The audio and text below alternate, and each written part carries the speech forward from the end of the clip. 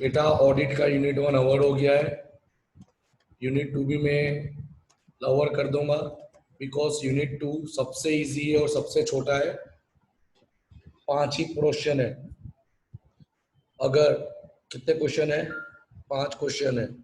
अगर आगे छोड़ भी देते हो तो इजी है। Before preparation before commencement of audit, audit program, audit notebook, working paper, audit files. 5 question में यूनिट 2 है। इससे ज्यादा यूनिट 2 में कुछ भी नहीं है। क्लियर? स्टार्ट करते। बहुत इजी है, बहुत बहुत बहुत इजी है। 1 करते। Question number 1, preparation before commencement of audit. अगर ऑडिटर कोई कंपनी में एज ए ऑडिटर अपॉइंट होता है तो उसको क्या क्या तैयारी करनी पड़ेगी ऑडिट करने के पहले? वही सब कुछ ये क्वेश्चन में दिया गया है। वही सब कुछ ये क्वेश्चन में दिया गया है। तो क्या क्या करना पड़ेगा? Number 1, general preparation. Number 2, preparation by client staff. यानी जैसे मैं ऑडिटर हूं तो भाई मेरे साथ साथ कंपनी में जो मेरे साथ कोऑपरेट करेगा, जो मुझे इंफॉर्मेशन प्रोवाइड करेगा, उसको भी तैयारी करनी पड़ती है। Preparation of on staff by audit.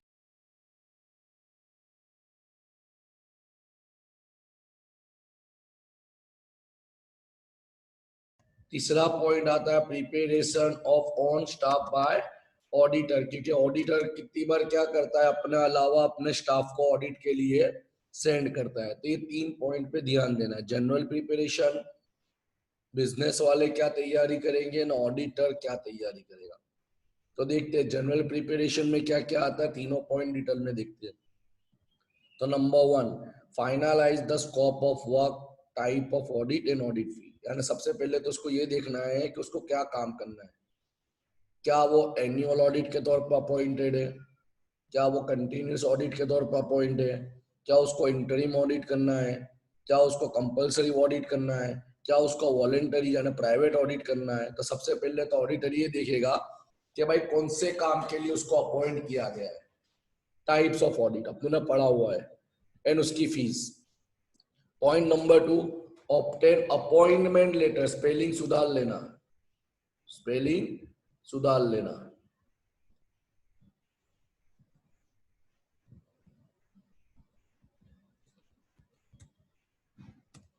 Obtain appointment letter, क्योंकि जब तक उसको अपॉइंटमेंट लेटर नहीं मिलेगा वो ऑडिट नहीं कर सकता। Number 3, gather the knowledge of client business. जिस कंपनी में, जिस बिजनेस में, जिस ऑर्गेनाइजेशन में उसको ऑडिट करना है, वो बिजनेस की भी इंफॉर्मेशन उसको गैदर करनी पड़ेगी, बेगी करनी पड़ेगी। Study internal control system. मैंने शुरुआत में बताया इंटरनल कंट्रोल, इंटरनल चेक और इंटरनल ऑडिट, ये सब यूनिट 3 के अंदर पढ़ेंगे। तो आपको डिटेल में पता चल जाएगा कि इंटरनल कंट्रोल सिस्टम होती क्या है।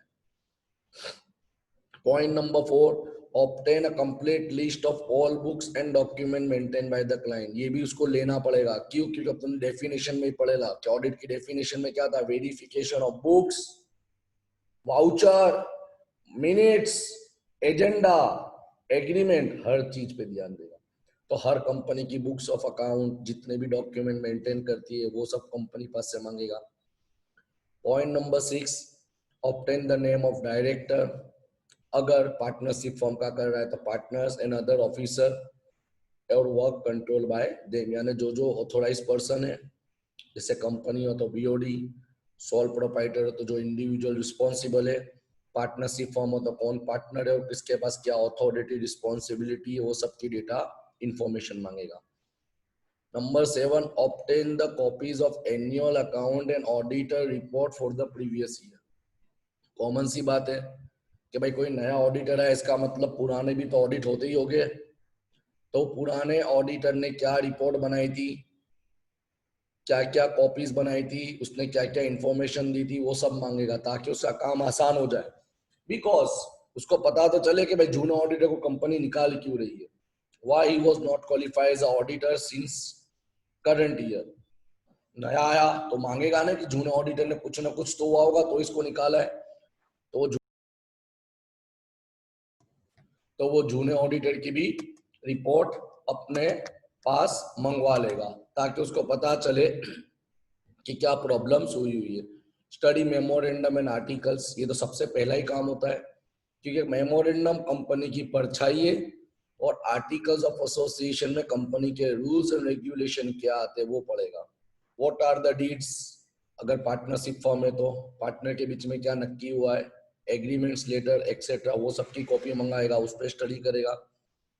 सिमिलरली कंपनी का जो प्रोस्पेक्टस होगा, कंपनी ने जब शेयर इश्यू करे थे, अगर अंडर राइटर के तौर पे शेयर इश्यू करे थे, या जो जो नेसेसरी डॉक्यूमेंट है, नेसेसरी नहीं बोलूंगा, जितने भी इंपॉर्टेंट डॉक्यूमेंट है जो ऑडिटर के लिए जरूरी है, ऑडिटर वो हर डॉक्यूमेंट पे स्टडी करेगा।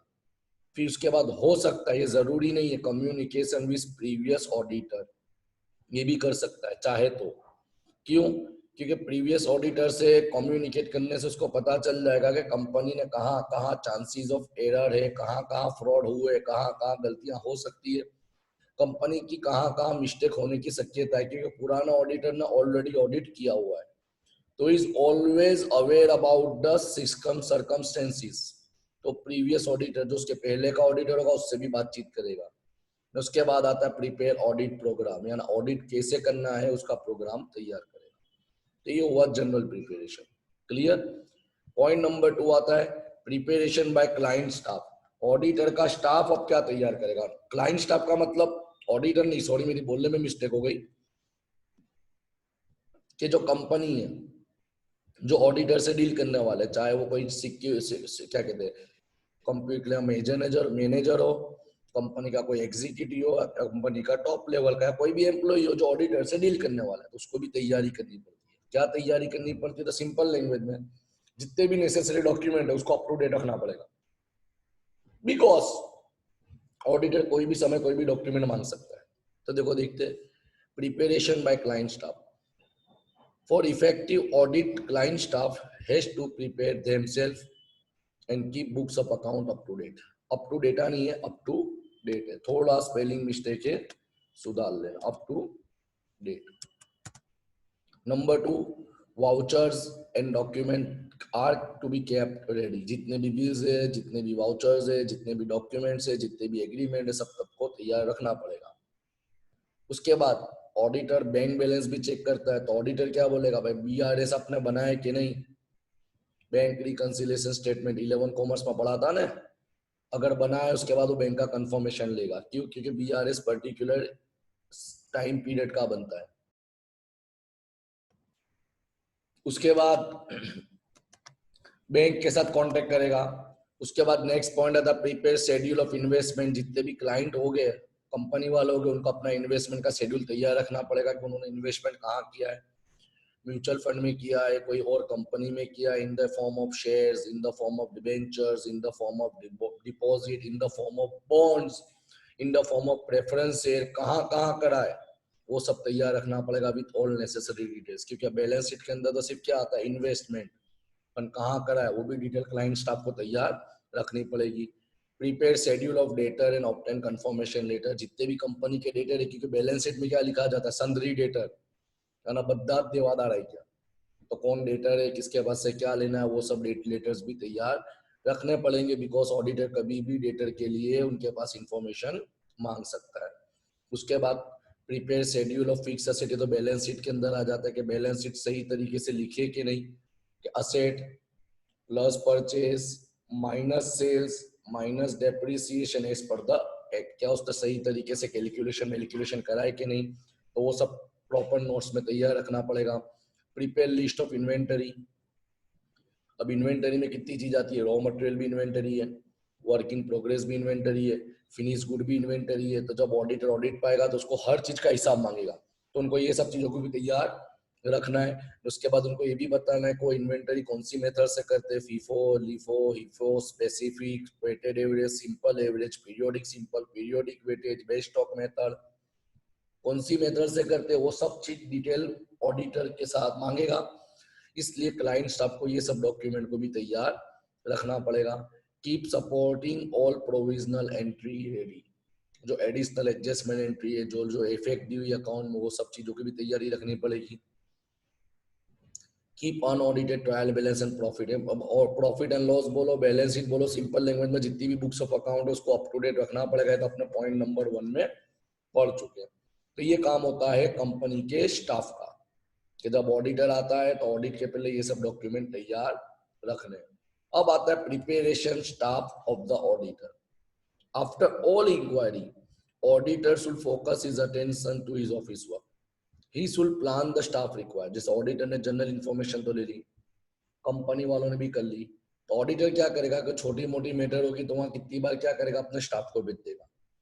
तो उसको अपने स्टाफ का प्लानिंग करना पड़ेगा, भाई कौन सा स्टाफ जाएगा, कौन सा स्टाफ कौन सी कंपनी में जाएगा, उसका काम क्या है, उसकी अथॉरिटी क्या रहेगी, उसकी रिस्पॉन्सिबिलिटी क्या आएगी। तो देखो लिखा हुआ है, while deciding with number of junior or senior staff, auditors should consider the following point. Number 1, size and nature of business.